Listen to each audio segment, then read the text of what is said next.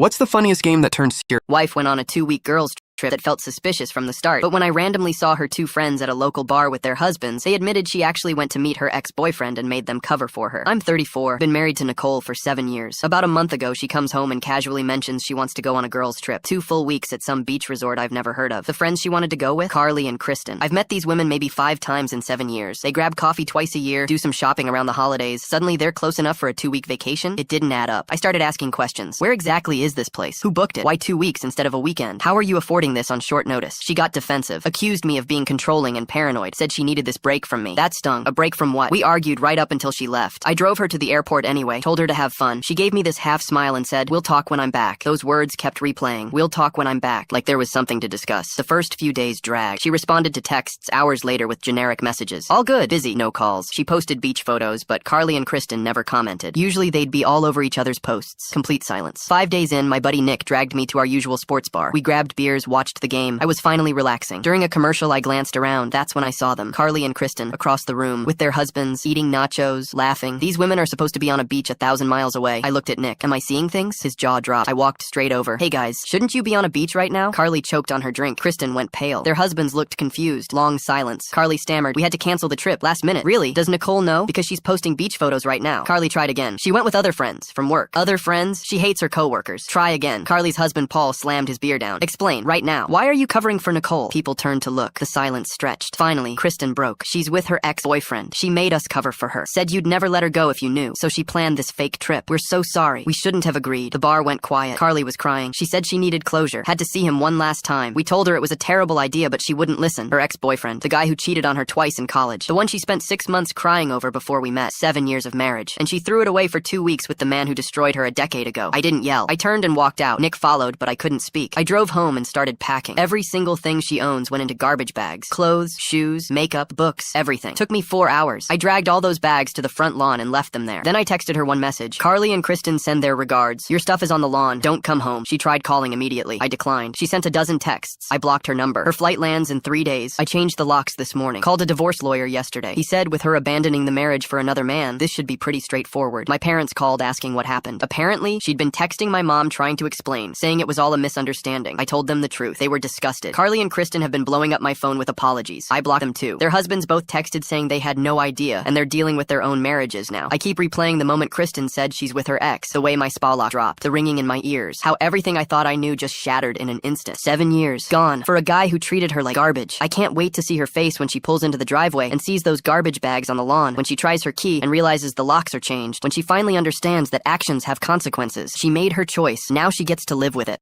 What's the funniest game that turned serious fast? For us, it was supposed to be a dumb trivia night. A few friends and I started doing weekly trivia games over Zoom during senior year, mostly to kill time and avoid studying. Nothing competitive, just random questions pulled from the internet and a lot of joking around. We even named it dramatically, the Grand Knowledge Cup, even though the prize was literally bragging rights. One week, my friend Alex invited someone new. He said it was his cousin who was really into trivia. No big deal. When the guy joined, his username was just QMaster. Camera off, mic muted most of the time. We figured he was shy. At first, it was funny how intense he was. He answered almost instantly, barely missing a question. Capitals, history, science, pop culture didn't matter. He was dominating us. We joked about it in the chat. "Bro, are you Googling?" "Relax, it's for fun." QMaster never responded, just kept answering. By round 3, the vibe shifted. It wasn't funny anymore, it was eerie. Even the hardest questions we'd saved to mess with people, he nailed them. Dates, quotes, obscure facts that shouldn't live in one person's brain. Then came the final round. Alex read a question he swore he'd made up on the spot. Name the only U.S. Supreme Court case decided by a 1-vote margin in 1971 involving student speech. Before anyone else could even react, QMaster typed the full case name and the vote breakdown. We all froze. Alex finally unmuted and said, half laughing, "Okay, who are you really?" There was a pause. Then QMaster turned his camera on. It was our AP government teacher. Same glasses, same bookshelf behind him, same disappointed but amused expression he used in class when someone tried to bluff an answer. He cleared his throat and said, "I was invited under the assumption this was a casual trivia game. I didn't realize my participation would be alarming." Nobody spoke for a solid 10 seconds. Then someone said, "You absolutely graded us harder after this, didn't you?" He smiled, just a little. I can neither confirm nor deny that this game revealed who studies. Trivia night ended early. The next Monday, our quiz average mysteriously dropped.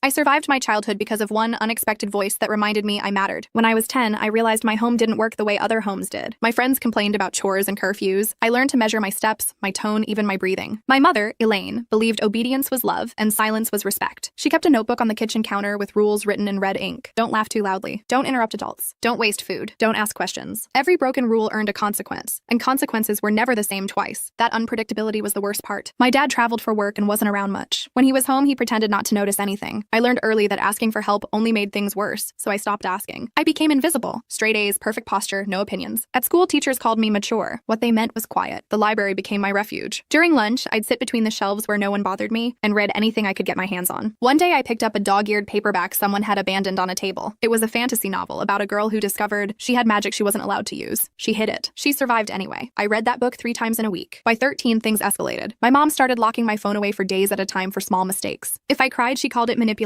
If I stayed calm, she said I was cold. There was no winning. One night after I forgot to switch the laundry, she made me sleep in the garage to think about responsibility. It was winter. I wrapped myself in a tarp and stayed awake until morning, counting my breath so I wouldn't panic. That's when I started carrying the book with me everywhere. The cover had torn off, but inside I'd underlined a sentence. "You are not weak for wanting to live." I repeated it silently when things got bad. It felt like someone was speaking directly to me through the page. The breaking point came when I was 15. After an argument about a B+ on a quiz, my mom shoved me into the garage again and locked the door. This time she took my shoes and my coat. I sat on the concrete floor shaking, convinced I wouldn't last the night. I thought about giving up, about letting the cold take over. Instead, I opened the book with numb fingers and read by the light coming through a crack under the door. I told myself that if the girl in the story could escape her tower, I could escape this house. I waited until the early morning when the neighborhood was quiet, then forced the side window open with a loose brick and crawled out. I ran barefoot to the nearest 24-hour gas station. The cashier took one look at me and called the police. I told them everything. The notebook of rules, the punishments, the garage. They listened. I was placed with my uncle and his partner across town. They let me choose my own clothes. They asked before hugging me. They kept the lights on at night until I said I was okay. It took a long time before I believed the calm wasn't a trick. A year later, I wrote a letter to the author of that book as part of a school assignment. I didn't expect a response. Months passed. Then one day, an envelope arrived with my name handwritten on the front. Inside was a note. The author thanked me for surviving. Said stories exist so people don't feel alone. Said I was brave. I'm 18 now. I still flinch sometimes. I still reread that book when things feel heavy, but I also laugh. I make plans. I believe I'll have a future. That voice didn't save me by pulling me out. It saved me by reminding me I could pull myself out.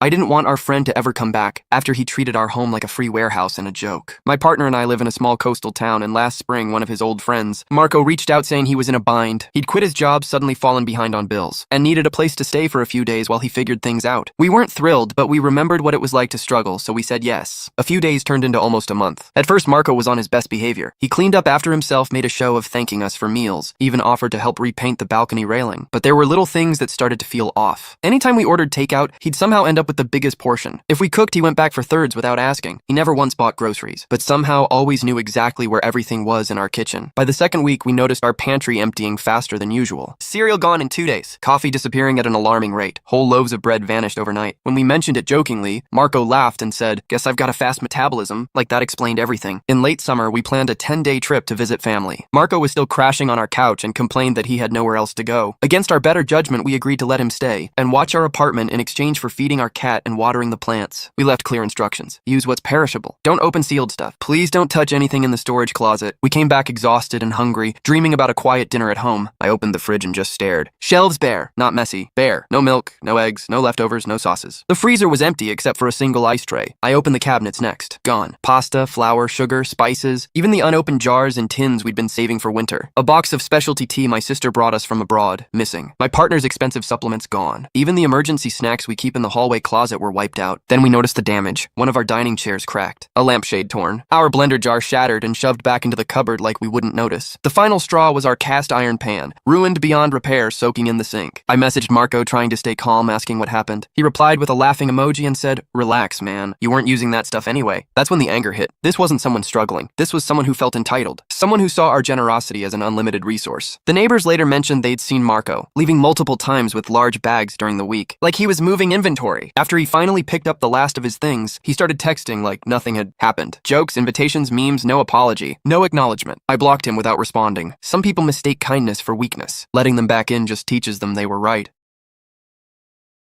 What's the most ridiculous way you've ever gotten in trouble? I once got kicked out of a public library, and to this day, I'm still not allowed back without a very specific apology on record. It all started with a printer. A loud, judgmental printer named HP LaserJet 3000 that clearly hated children. My mom had taken me and my little brother to the library while she ran errands, and I was feeling very grown up because I had my own library card. Everything was peaceful until my brother discovered the free computer area and started printing random images of dinosaurs. One page became 5, 5 became 20. The printer began making noises like it was coughing up a lung. Then it jammed. A librarian approached and asked very calmly, "Did you two print all of this?" I panicked. I didn't want my brother to get in trouble, so I did the noble thing. I lied. "No," I said. "The computer just did it." Unfortunately, at that exact moment, the printer spat out a final page that read, "Print job, user, kids corner 3." The librarian stared at the paper, then at me,